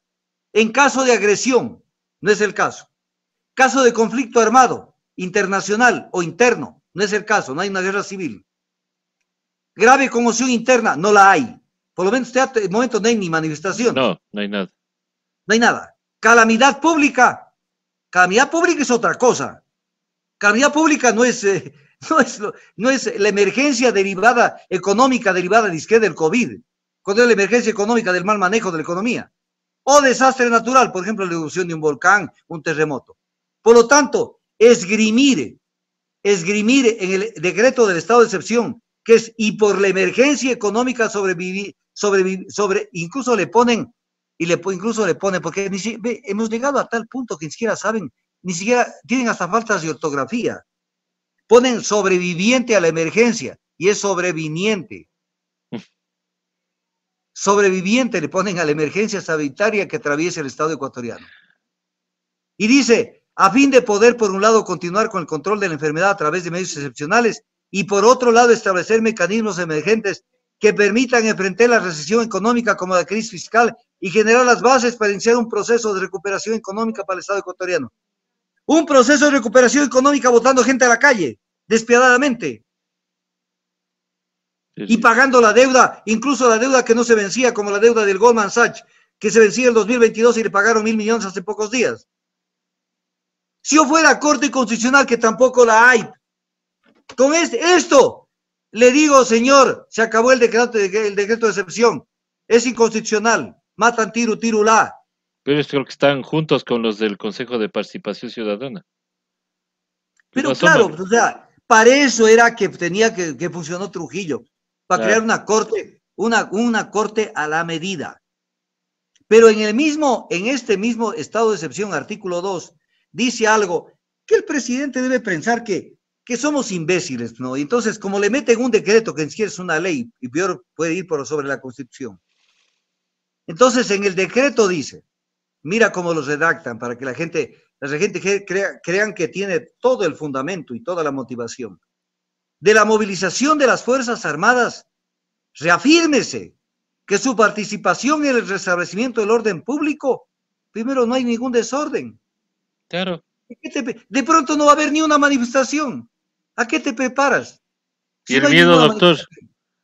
Reafírmese que su participación en el restablecimiento del orden público es complementaria a las acciones de la Policía Nacional en cumplimiento del marco legislativo vigente, leyes, no dice marco constitucional, vigente en materia de seguridad pública y del Estado, y que su participación específica estará relacionada con la colaboración y el control de las limitaciones de derechos dispuestas. Entonces, cuando tú ves esto, tú dices, a ver, el tema de Fuerzas Armadas. El tema de Fuerzas Armadas no es así nomás. Las Fuerzas Armadas no pueden hacer lo que les dé la santa y regalada gana. Cada quien tiene su función específica que está normada por la Constitución. Así la Ley de Seguridad Pública diga algo. Por eso el 424 dice que cuando hay una norma en contradicción con la Constitución, carece de eficacia jurídica. Porque nada puede ir en contra de la pirámide jurídica. Pirámide. Entonces, ¿qué dice la Constitución? Las Fuerzas Armadas tienen como misión fundamental la defensa de la soberanía y la integridad territorial. Eso es lo que... ¿Qué defensa de la soberanía y de la integridad territorial tienen que hacer colaborando con la policía en una manifestación? ¿De dónde? Y luego dice que la policía tiene a su cargo, son funciones privativas, la protección interna y el mantenimiento del orden público y responsabilidad de la Policía Nacional. Entonces, claro, tú puedes convocar, César, en un estado de excepción, por ejemplo, a Fuerzas Armadas y a Policía. ¿Por qué? Porque de pronto necesitas de los dos para un tema específico. Pero no, por ejemplo, para una manifestación. Por ejemplo, voy a poner un ejemplo. Hay un terremoto. Eso. Y necesito, por ejemplo, del auxilio de todo ese potencial que tenía las Fuerzas Armadas, que creo que ya ni tienen, para movilizar, por ejemplo, gente que tienen que evacuar en el caso de que baje un deslave o una JAR o alguna vaina. Entonces le dice a las Fuerzas Armadas, intégrense a este tema del terremoto y movilicen helicópteros y todo lo que puedan para salvar gente. Perfecto. ¿Por qué? Porque tienen entre su misión rescate y salvamento. Ahí tienes. Pero ¿qué hacen en una manifestación los militares? Ya se creyeron. Yo pienso que debe haber más de un militar que debe estar revolcándose en su tumba viendo cómo algo que ellos nunca quisieron meterse, que era labores de policía, les han dado en este gobierno. Hasta labores de aduana les dieron. Y con tal de mantenerse en el cargo, no dijeron nada. Entonces, tú dices, ¿a dónde va el país? ¿A dónde mismo es que lo están llevando el país? O sea, la norma, la ley, la jerarquía de las normas queda en cualquier parte. Y miren el artículo 5 lo que dice. Declárase toque de queda a partir del 15 de junio del 2020. En los términos que disponga el Comité de Operaciones de Emergencia Nacional, de conformidad con los parámetros aplicados al color del semáforo que corresponda a cada misión. Entonces tú dices, aparentemente está bien, ¿no? Claro. Pero, ¿quién es la persona que debe establecer eso? Dice la Constitución, el decreto que establezca el estado de excepción contendrá la determinación de la causal y su motivación, ámbito territorial de aplicación en el decreto, el periodo de duración, las medidas que deberán aplicarse. ¿En qué parte dice? Y le podré encargar al COE. O sea, ¿cómo le maltratan al derecho? Y ahí digo, ¿dónde están las facultades de jurisprudencia? Le maltratan, le despedazan al derecho. O sea, es cualquier papelucho la norma constitucional o la normativa en general. Entonces, en un decreto dice, y que esto toque de qué cosas se haga en base a la semaforización y a lo que diga el COE. ¿Qué pasó? Entonces, el COE es el presidente de la República. Porque eso tiene que establecerse en el decreto. No que en el decreto se diga que el COE va a establecer. Parece que es lo mismo, pero en derecho no es lo mismo. No es lo mismo definitivamente. Entonces, cuando uno ve esto, uno dice, ¿y ahora dónde estamos parados? Ahora hay un temita. No sé si tengas algo. No, doctor, diga, sigamos. Sigamos. Sigamos, porque realmente yo ya me quedo asustado. O sea, ¿en qué estamos? ¿Quién nos ayuda? ¿Quién nos ayuda a que ya no se viole la Constitución? Porque se supone que había una corte de lujo, pero chuta, si estamos viendo que hacen a vista y paciencia de ellos cualquier cosa. Es que ese es el problema. Ese es el problema por la forma en que quieren manejarlo al tema. Y Déjame ahora, ver si encuentro. y ahora, Dime. y ahora digo, con tanto reparto, inclusive en la asamblea, que es claro, porque sale una lista con los repartos que se han dado para conseguir votos dentro de la asamblea. Y yo no veo que se haya llamado ningún asambleísta a dar versión ni nada. Esa es otra de las cosas que se quedan ahí en el limbo y solo para el escándalo mediático, pero para nada más. No se toman acciones. Es así. O sea, se deja que las cosas se mueran de una forma absolutamente irresponsable. Mira, en esta interpretación del texto alternativo del Código del Trabajo, el presidente le da la vuelta a la interpretación de la Asamblea. Cuando facilita que se entenderá como imposibilidad para el trabajo, o sea, el caso fortuito, fuerza mayor, cuando el contrato entre el empleador y el trabajador se torne inejecutable, sea por la naturaleza de la actividad o la característica del servicio convenido, y que también habrá imposibilidad para el trabajo cuando exista prohibición expresa de autoridad competente de ejecutar la actividad o servicio que es objeto del contrato. O sea, una autoridad, un inspector del trabajo dice no se puede trabajar, voto a la gente, aplico causa de fuerza mayor, interpretado el 169 del Código del Trabajo y facilito el despojo de los derechos del trabajador. ¿Cómo venía redactado? Por eso se movieron los empleadores y la gente de poder. Dice que imposibilidad de realizar el trabajo por caso de fuerza mayor o caso fortuito estará ligada al cese total y definitivo de la actividad económica del empleador. O sea, un empleador, para justificar caso de fuerza mayor o caso fortuito, según lo inicialmente actuado por la Asamblea Nacional, es solamente en el caso de que el empleador cese total y definitivamente su actividad económica. Está fregado. Porque no puede decir, los voto a los de la empresa Pepita y me creo otra empresa que se llame Carmita y a esa empresa y a los voto acá con caso fortuito. No, está redactado que siempre y cuando cese de manera total y definitiva la actividad económica del empleador. Y entonces, eso es lo que les duele.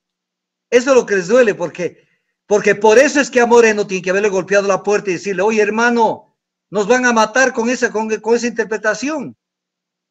Y entonces, ¿cómo vamos a votar a la gente? Entonces dice, no te preocupes, yo hago un texto alternativo. Y entonces se convierte en intérprete de la ley. Facultad que no la tiene. Entonces, cuando uno ve todo esto, uno termina por darle repugnancia de lo que pasa en el país, porque es así. Ahora, permíteme, a manera de colofón, tratar un temita. Sí, doctor. Está en discusión en el país, y esto será hasta el último día, porque el señor Lasso sabe que él necesita ganar las elecciones porque es la versión pasteurizada de Álvaro Noboa. Y entonces es el niño rico que quiere la presidencia, tiene que darle la presidencia y punto. Y entonces comienzan la gente que defiende su tesis en el Consejo Nacional Electoral a hablar del voto telemático. Cosa peligrosísima, por un lado, porque si normalmente se producen fraudes, y eso que hay el voto físico, que se puede volver a abrir una urna y decir, a ver, quiero ver esta urna y contar los votos y decir, no, el acta no refleja la realidad. Claro. Voto telemático.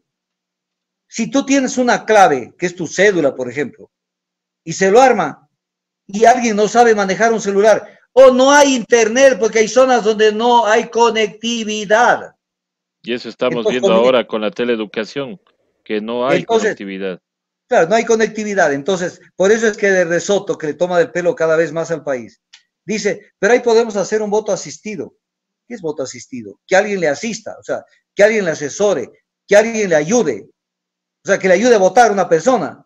Pero se rompe el principio primero constitucional y de los derechos humanos, que es el principio del voto secreto.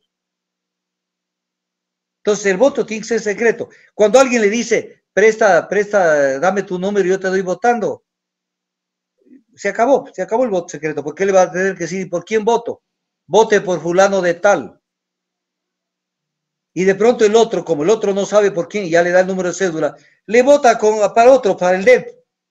¿Y cómo va a saber fulano de tal que sí le votó por la persona de él? Si el otro le dice, dame tu número de cédula, es el número no sé cuántos, entra al sistema informático y dice, el voto va para fulano. Mira lo riesgoso que es un voto telemático.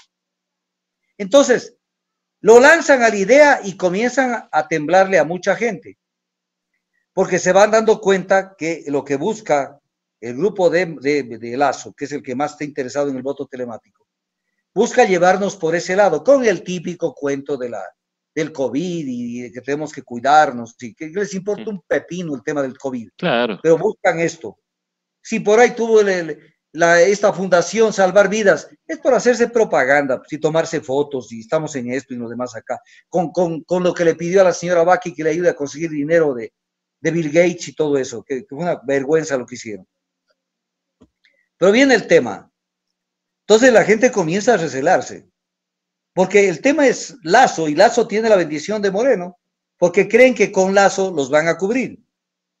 Y por eso es que lo tenían a Bucarán ahí al lado, porque Bucarán salió concretamente a decir, si Nebot se lanza, yo me lanzo. ¿Por qué? Para bajarle votos a Nebot y que suba de Lasso. Entonces ahí hay un entente, clarísima se la ve. Que les rompe ese esquema, les acaba de romper ¿quién? La fiscal. Por eso es que la fiscal les está rompiendo algunos esquemas y está mal vista. Porque no calza con la táctica política que está establecida desde Carondelet y desde el Ministerio de Gobierno. Entonces, concluyamos. El tema telemático es peligroso. ¿Sí? Pero de pronto aparece el 12 de junio, en el diario El Comercio, declaraciones de Virgilio Hernández, donde declara que en todos los procesos de democracia interna, o sea, para que la gente interprete lo que quiere decir, las primarias y el designar, dice, como selección e inscripción de candidaturas, o sea, las primarias, se hagan de manera telemática. Entonces viene el tema. A ver, es malo que sea telemático la elección nacional, pero es bueno que sea telemático la elección primaria dentro de un movimiento o dentro de una tendencia. ¿Con qué cara al uno le vamos a decir que lo telemático es dudoso, es peligroso, no es confiable, y en el otro sí es confiable? Pero además viene la segunda pregunta. La segunda pregunta es, ¿quiénes van a votar en esa votación telemática? ¿Es que la Revolución Ciudadana o Virgilio Hernández, que de pronto está diciendo lo que no cree la Revolución Ciudadana, ya decidió que ellos son los que van a elegir sus candidatos y que el resto tienen que unirse a ellos? Porque tiene que haber una base de datos para decir quiénes pueden votar. Por ejemplo, tú, César, ¿podrás votar en esta elección que pide Virgilio Hernández? No, no creo. Yo tampoco. A ver. Entonces, en el fondo, ¿qué está diciendo Virgilio Hernández? Que yo no sé si es la tesis de Correa, lo digo. O lo mandaron a decir, o él está diciéndolo de motus propio. Claro. Un poco es decir, estos son los candidatos, ahora sí, amigos de la tendencia. Como esto es una franquicia, la izquierda es una franquicia que ya la tiene en sus manos la Revolución Ciudadana y nadie más puede tenerla. Entonces, tenga la bondad de sumarse para recuperar la patria en el 2021. Es la tomadura del pelo. Sí. Y en el fondo le está diciendo a toda la tendencia, nosotros vamos solos. Ahora, lo que yo no sé es si esto lo dice Virgilio Hernández. O lo dice la Revolución Ciudadana. O lo dice la Revolución Ciudadana, pero nadie ha salido a aclarar. Uh-huh. Ahora, no es que creo que haya tampoco ningún proceso en marcha, ¿no? Falta muy poco para el tema de las candidaturas en septiembre, pero yo no he oído ni tampoco he oído que haya algún proceso en marcha justamente para hacer unas primarias o primarias dentro de la misma Revolución Ciudadana. Bueno, pero yo estoy dando con nombre y Claro, apellido. claro. No, sí, nosotros leímos y inclusive vimos lo que dijo Virgilio. Viernes 12 de junio del 2020, Diario El Comercio. Así es, doctor. Y además una cosa, nadie le preguntó sobre eso. Esa es otra. O sea, cuando alguien no te pregunta y tú lo dices es porque como que dices, me come la lengua por decirlo. Porque estaban hablando de la discusión en esas entrevistas sobre la prórroga de las elecciones, que no quiere decir la prórroga de la posesión de la nueva autoridad. Que dicho sea de paso, César, allí hay un tema de discusión interna, porque el Tribunal Contencioso Electoral no está de acuerdo que se prorrogue. ¿Por qué? No por un tema político, sino porque ellos analizan desde su óptica que si se presentan impugnaciones y recursos no se va a avanzar a posesionar a las autoridades para el 24 de mayo del 2021. Cosa que ya les pasó en las elecciones seccionales, donde entonces, no se pudieron posesionar algunos prefectos. Entonces están con ese problema donde el Tribunal Contencioso Electoral le dice al Consejo Nacional Electoral que hay que reunirse para analizar con más detenimiento, que no es un tema tan sencillo. Doctor, pero usted, ¿cuál cree que sea el motivo de que ahora asoma don Gustavo Larrea, Ayala Mora, y con esta ansia de postergar las elecciones? ¿Cuál será el motivo? Es sencillo, ellos no están seguros que en este momento, a ver, esto es más elemental, como sabemos decir vulgarmente elemental, que mi querido Watson.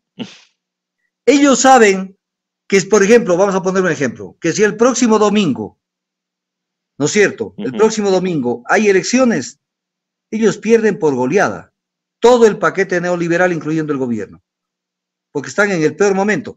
Lo voy a explicar.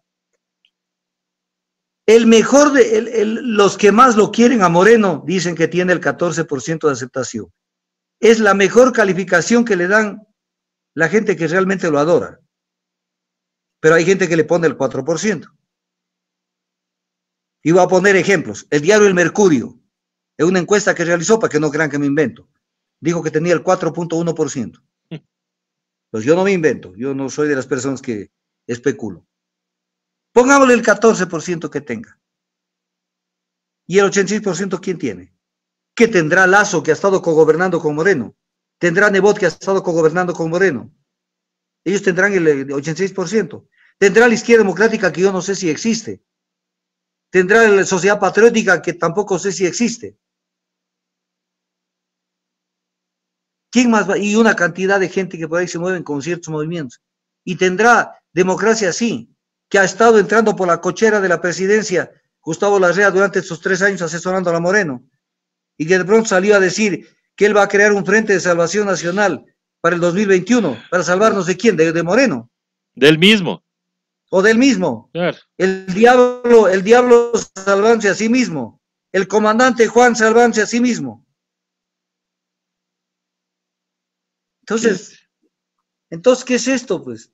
¿Qué es esto? Entonces, están en una situación difícil, porque dicen, no estamos en este momento. Tenemos una repulsa enorme en el país. Porque vieron, ok, la gente no vieron cómo se quemaban cadáveres en las calles por la ineptitud de saber manejar esa crisis. Pero ahora Mandaban dice, a la gente a las casas para que mueran en las casas. Pero ahora dice que Guayaquil ha sido el ejemplo para derrotarle al COVID, dicen ahora.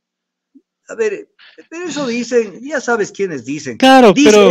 Eso dice una persona que debería estar presa en la cárcel. Presa en la cárcel porque violó la ley, el artículo 124 del Código Orgánico Integral Penal, al dificultar tareas humanitarias. ¿Y sabes quién lo dice? Lo dice Moreno en su decreto 1019. Ahí lo dice cuando habla de Guayaquil en ese decreto. Dice que han irrumpido en el aeropuerto carros que dificultaron las tareas humanitarias. Y además que ella salió a decir, yo ordené, yo me hago responsable. Pero analiza el 124 del Código Orgánico Integral Penal. Ahí te vas a dar cuenta de que es dificultar tareas humanitarias. Y que ya han vencido, cuando hizo semejante show, ya han vencido al COVID. Ya han vencido el COVID. Primero, aclárennos los muertos, porque siguen mintiéndonos con los muertos que hubieron en Guayaquil. Jorge Guate dijo que eran 6.703 muertos en 15 días de abril, quitando la media de mil muertos que mueren por causas naturales en promedio en Guayaquil. Son 5.700 muertos. En Guayaquil, solo en 15 días. Solo en 15 días. No desde el 22 de febrero hasta el día de hoy. Solo en 15 días. Aclárennos esas muertes. Y aclárenos si tenían trajes de bioseguridad. ¿Cuántos médicos murieron? ¿Cuántas enfermeras murieron por no tener los instrumentos básicos para atender el tema? ¿Tenían respiradores? No tenían. Pagaron la deuda. De eso estaban preocupados. La ministra de Salud, Andra Muño, los denunció con la renuncia de que no le habían dado un centavo para la pandemia. 21 de marzo del 2020. Entonces debería darles vergüenza. Guayaquil, no los guayaquileños. Guayaquil fue conocida en el mundo como el ejemplo a no seguir. A Manaus le decían la Guayaquil de Brasil. El presidente de El Salvador y en otros países se hablaba de Guayaquil porque se volvió típico lo que no hay que hacer. Y ahora hemos vencido. Entonces, no es así. Entonces, en esto están. ¿Por qué quieren ganar tiempo con las elecciones? Esa es la pregunta. Para ver cómo se van recomponiendo. Entonces, comienzan. Lo primero que iniciaron es a ver cómo le insultan al gobierno, cómo lo cuestionan para que la gente caiga en la trampa y diga, no, pero mira este periodista, si le da duro al gobierno. Sí, claro que le da duro, pero los 3 años anteriores lo trató como una dama. Entonces, claro, mira lo que dice Gustavo Larrea. Dice que no ve ninguna posibilidad de incluir en este frente Alianza País, de su socio, de su amigo. Dice porque no tuvo el interés de hacer una evaluación autocrítica de su participación en el anterior gobierno. Pero ¿qué evaluación autocrítica? ¿Qué más autocrítica quiere si mandó preso a Jorge Glass y a Raimundo y todo el mundo? Y han incidido con el voto. ¿Quién estuvo con 7 votos, 7 veces sí? Gustavo Larrea, apoyando aquí a Moreno, para que campe los órganos de control. Entonces todo el mundo, ahora, este es el año de los camaleones. Este es el año de los camaleones, llámale así. Yo le voy a comenzar a llamar así, es más, lo voy a anotar. Es el año de los camaleones. Porque es el año donde la gente se va a mimetizar y el pueblo tiene que quitarles la careta. Porque todo el mundo va a estar en desacuerdo. Lazo incluso va a decir, yo estoy en desacuerdo. Ya dijo. Sí, pero si salió a decir Lazo hace unos 20 días, será. Yo salí a contradecirle. Y dijo que a la protesta deben, cuando salieron el 25 de mayo, cuando la gente el 25 de mayo salía a protestar, dijo, deberían sumarse toda la gente que está desempleada a protestar. pero si está dando los votos para que para voten que sigan no solo los que están desempleando. desempleados, sino que se sumen más desempleados. Entonces, este será el año donde le toman del pelo. Va a ser, pero, o sea, va a ser inaudito. Hasta Moreno es capaz de decir, bueno, y él ya estuvo en contra de él mismo cuando dijo que él odiaba a los que habían votado por él. Claro. Y yo creo que eso sí hay que creerle, porque por eso se fue a gobernar el país con los que perdieron las elecciones. Y con el plan de gobierno de los que perdieron las elecciones. Con el plan de gobierno y con la asesoría de Gustavo Larrea. Eh, Y ahora dice que hay que crear un frente de salvación nacional. Entonces, Terrible. si el pueblo no recupera memoria, si el pueblo no está a pilas, le van a tomar del pelo. Y mañana le va a decir Nebot que es la solución. Cuando ellos han estado en todo esto, yo te leo el pronunciamiento de Nebot, el pronunciamiento de Nebot sobre el tema del país, lo que hay que hacer. Y es de darle palo. Es neoliberalismo puro. Es más peligroso que el mismo Moreno. Y es firmado el documento por él, firmado. Es un documento, un pronunciamiento del Partido Social Cristiano y Madera de Guerrero, firmado por Jaime Nebot. Pero después de poco, yo no he estado de acuerdo con la deuda, no he estado de acuerdo con las preventas, no he estado de acuerdo, y comienzan que se sancione. ¿Y qué hicieron en la Asamblea? Cuando se plantearon juicios políticos, ¿qué hicieron? Votar en contra. Votar en contra. Claro. Y cambiar el Consejo de Participación Ciudadana para que no revise lo actuado por Trujillo. Dándole una categoría como que el Consejo de Participación de Trujillo era más o menos una asamblea constituyente, que no era más que un consejo, la palabra transitorio, recomendación a los que me oyen, vayan a ver en el diccionario de la Real Academia de la Lengua. Lo transitorio es lo perenne, lo que va a morir dentro de poco, no es lo extraordinario, las facultades extraordinarias que tenía Trujillo. Consejo transitorio, que tenía un marco dentro del cual tenía que actuar y que violó todo. Votó la Corte Constitucional, que no tenía competencia para hacerlo. Nombró la nueva Corte Constitucional, tampoco tenía competencia para hacerlo. ¿Y de quién eran? Yo tengo guardado una manifestación donde Nebot le encara, reunido con una gran masa de gente, y les invito a votar 7 veces sí, 7, ya, pues responderán por el 7 veces sí, porque en esta campaña de estas elecciones no los vamos a dejar que se bajen de la camioneta los que se subieron en la camioneta del 7 veces sí. Y ahí están todos. En el 7 veces sí están todos, menos el Movimiento de la Revolución Ciudadana. Están todos. Pues hay que volver a sacar la careta. A Enrique Ayala Mora lo que dijo en el libro ¿Por qué la Asamblea Constituyente publicado en Ediciones de la Tierra? Dice que él no está de acuerdo con el Consejo de Participación Ciudadana y que debe desaparecer. Perfecto, es su criterio.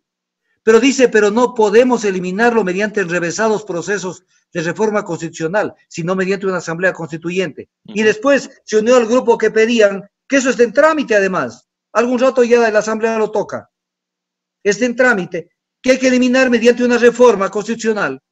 E incluso crear el Senado con una reforma constitucional, como que se puede cambiar los elementos constitutivos del Estado.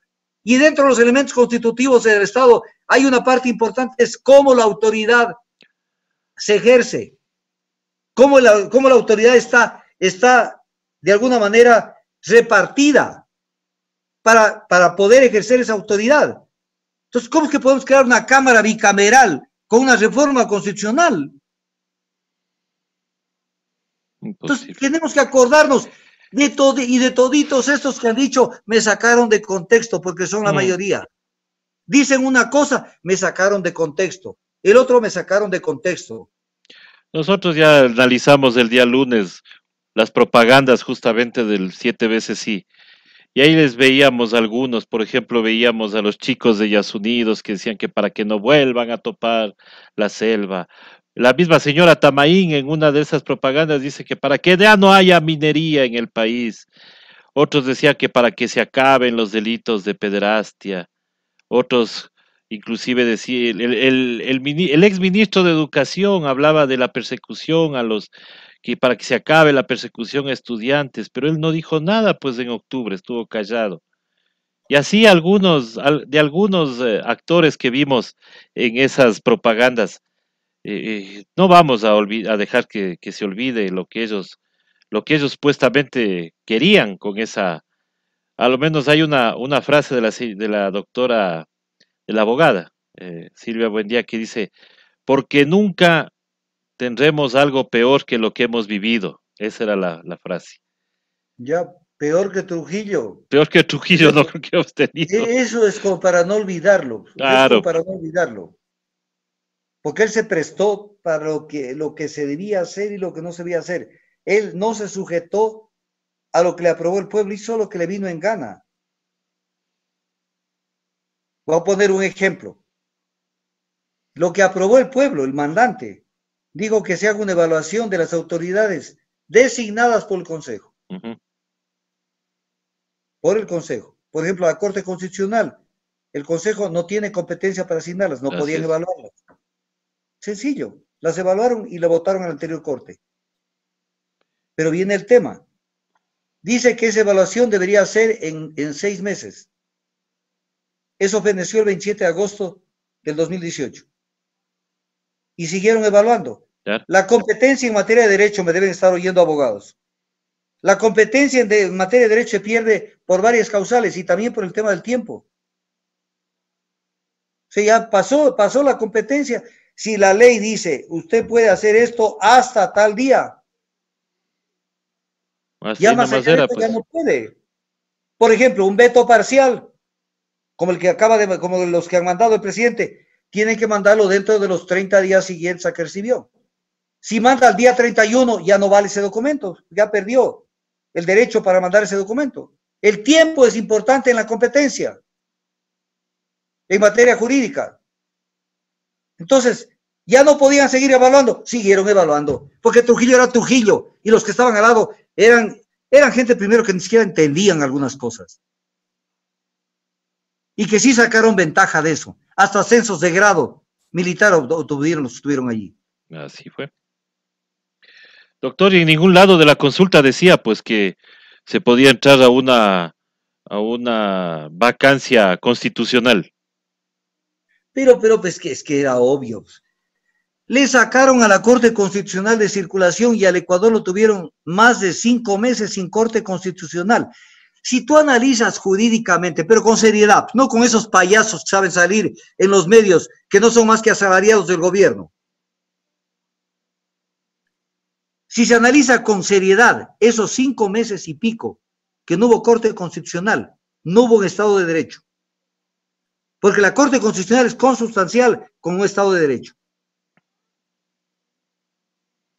No hubo Corte Constitucional, punto. Porque primero, ¿para qué? Porque, por ejemplo, ¿qué tal que hubieran hecho algo de lo que hicieron y alguien presentaba una acción ante la Corte Constitucional y la Corte Constitucional le votaba abajo lo que hizo Trujillo? Entonces dicen, no, tenemos que votarlos primero, nos quedamos sin corte. Desbaratamos el Estado, ponemos a los que queremos y después, cuando ya esté todo consumado, nombramos la Corte. Y lo primero que hizo la Corte es cuando el Consejo de Participación intentó revisar actos administrativos, que eso le faculta la Constitución del Estado. Exactamente. Porque si no se puede revisar un acto administrativo, eso quiere decir que entonces se le está dando inmunidad a los que emitieron ese acto. Y eso es lo que consagró la Corte, violando la Constitución. Les dio inmunidad porque dijo que eso no se podría revisar. ¿Cómo que no se puede revisar? Todo acto administrativo, o sea, toda resolución se puede revisar para ver si está provista de legalidad o de constitucionalidad. Entonces, nombraron la nueva Corte para que bendiga todas las ilegalidades e inconstitucionalidades que hicieron. ¿A la vista y paciencia de quién? De Lazo, de Nebot, de la Izquierda Democrática, del Partido Sociedad Patriótica, de BIN, del BADI, de todos ellos. Y que ellos no van a responder por todo eso. Ellos tienen que responder. Por supuesto. Ellos tienen que responder. Entonces, por eso es que quieren ganar tiempo para que la gente se comience a olvidar lo que pasó. Los ya olvidados dicen, no, ya está más viejo, y por ahí van a hacer un show. ¿Quién sabe monten un juicio político en estos días para decir, no, sí hemos fiscalizado? Anda. ¿Por qué no han fiscalizado montonera de cosas que han pasado? Al mismo ministro de Finanzas. ¿Acaso no violó la Constitución el ministro de Finanzas? Cuando le quitó rentas a las universidades en pleno estado de excepción, y dice el artículo 165 de la Constitución, dice que no se, lo voy a leer textualmente.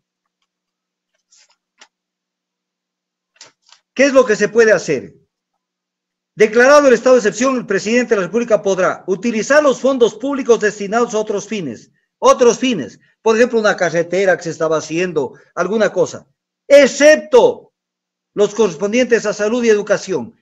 Y en pleno estado de excepción violaron esto y le quitaron rentas a las universidades.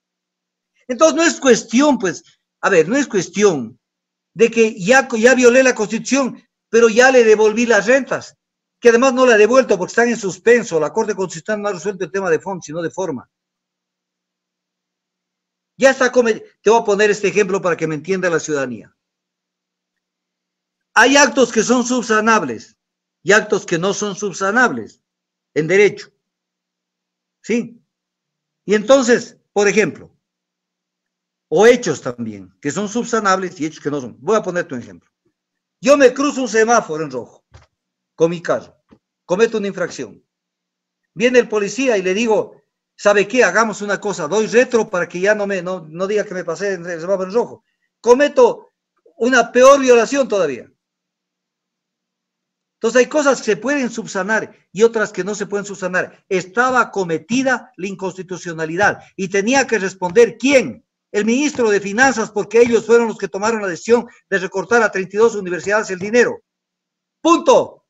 Y una asamblea que hubiera tenido dignidad lo tenían que llamar y en un plazo breve, sumarísimo, como lo hicieron con el Consejo de Participación Ciudadana, al que lo destituyeron, llamarlo y decirle para afuera. Aquí no se viola la Constitución. Entonces ya no, entonces dejemos ahí. Pero sin embargo, ¿qué es lo que quedó? No solamente queda 32 universidades, sino que le bajaron el presupuesto de la educación en general en $900 millones. Se redujeron el 25% del presupuesto de la educación. ¿Y lo dice quién? El vicepresidente de gestión educativa del Ministerio de Educación que renunció hace 15 días, Vinicio Vaquero. Violación de normas sobre educación, porque las normas constitucionales de educación dicen que no se podrá restringir ni mermar lo que está ya presupuestado y no entregarles a la educación. Dice, y la autoridad que haya desacatado esto tendrá que ser sancionada, destituida. Eso dice la Constitución.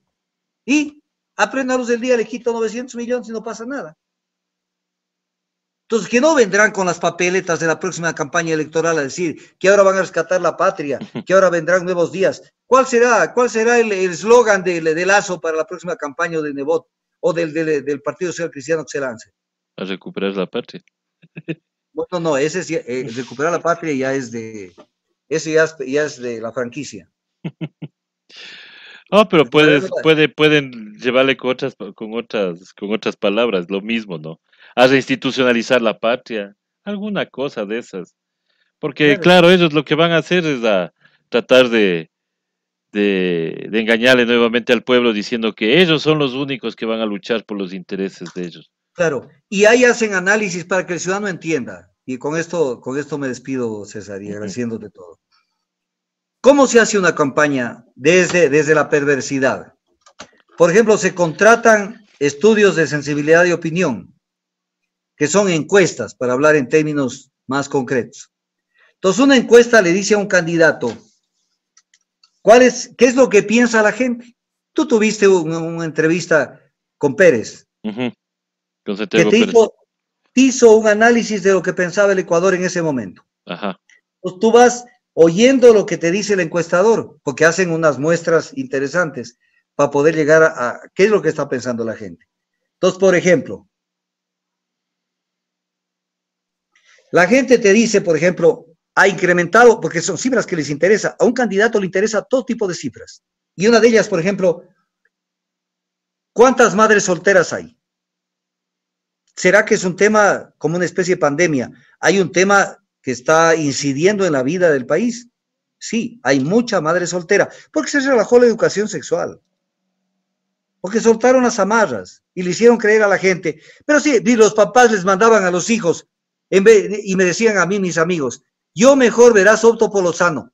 Yo mismo le coloco en el saquito a mi hija o en la cartera o a mi hijo un preservativo. O sea, ya es desmadre, es todos contra todos, dele nomás. Entonces, creció el número de madres solteras. Y creció también por el relajamiento de los temas de los matrimonios, porque facilitan el divorcio a través de notarios. Entonces creció el número de madres, de mujeres abandonadas de sus maridos. Entonces, por ejemplo, esta información le llega a un candidato y le dicen, verás, este es un problemita que están incidiendo. Entonces sale Lazo y dice, yo seré la voz de las madres solteras y de las mujeres abandonadas por sus maridos. Lo más falso del mundo. Eso nace de un asesor de campaña que le dice, verás, tienes que decir esto, y aquí en el camino les dirán, verás, la gente quiere oír esto, que le cantes en pasillo, en vals, en bachata y de esta manera. Y entonces el pueblo es utilizado en una campaña. Por eso quieren ganar tiempo para primero moverse, porque ¿cómo convocas a la gente que armen una campaña, que se movilicen y comiencen ya con las banderas y etc. cosas? Entonces quieren ganar tiempo, pero mensaje final. La tendencia progresista tiene todas las opciones en este momento. Lo que tiene que hacer es como cuando en el fútbol, voy a poner este ejemplo que me va a servir. Tú le tienes ganado un partido a otro equipo 3-0 y te toca el partido de revancha. Lo que tienes que hacer es cuidar el marcador. Defenderte. Este rato, la centroizquierda le tiene ganado el partido de largo al neoliberalismo. Lo que hay que cuidar es el marcador. Pero el centro izquierda lo que quiere es dividirse. Con el voto telemático, con esto, que el otro, con 10 candidatos de la franquicia y con esto. Bueno, si quieren que nos dividamos, nos dividimos, entonces. Claro, está clarito. El tema es claro. O sea, están votando por la borda la posibilidad de al 2021, que para mí no es lo único trascendente, de armar un país diferente y construirlo desde los cimientos. No construyendo el penthouse directamente, sino desde los plintos, desde los cimientos. Y también como condición un tema. Si un candidato que se precie de ser un poquito coherente consigo mismo y que no arriesgue su nombre, debe mirarlo al pueblo. Si el pueblo no está dispuesto a pelear, no hay para qué meterse en ninguna candidatura. Así es, porque doctor. no van a decir que el electo en el 2021, 24 de mayo del 2021, le va a resolver todo lo que se ha hecho y que nadie ha salido a discutir ni a pelear, salvo la pelea del 19 de octubre, del 13 de octubre, de esa semana de octubre, donde recién comenzaron a oler gases lacrimógenos a algunas personas. Entonces, en definitiva, el pueblo tiene la palabra. Y quiero decirte algo ya de una vez. Creo que ya no te va a pagar la apuesta que hicimos el otro día. Sí, ya no va a haber cómo. Ya no va a haber cómo, doctor. Yo creo que nos quedamos sin el viaje en el tren playero. Qué pena, doctor. Ya ni en el otro tren, porque ya va a ser privado. Va a ser privado y además, si nos subimos al tren playero, que de dicho de paso, averiguaste que antes por inaugurar. Me imagino porque que... la palabra de Moreno se cumple. De pronto es un desmadre y no podemos llevar a todos los amigos porque nos ponen distanciamiento físico y ni siquiera podemos conversar. Claro. Entonces creo que debemos modificarlo del tren playero para otra oportunidad. Sí, debemos ver otra oportunidad realmente para ver si podemos ocupar esa magna obra de este La magna gobierno. obra, que era la obra insignia. La obra insignia de este gobierno. Muchísimas gracias, doctor. Que cada miércoles uno sigue aprendiendo más y eso es lo importante y para eso justamente son estos análisis para que la gente, el pueblo que nos sigue, pues obviamente saque sus propias conclusiones y, como siempre digo, insumos para el debate político. Doctor, muy buenas noches y nos veremos la próxima semana. Gracias, nos vemos y un saludo a toda la ciudadanía. Y nos estamos viendo. Nos estamos viendo, doctor. Muchísimas gracias a todas las personas que han estado con nosotros. Gracias a todos los mensajes que hemos recibido, inclusive hasta los de la crítica. Trataremos de mejorar más y más. Muchísimas gracias y hasta el día de mañana.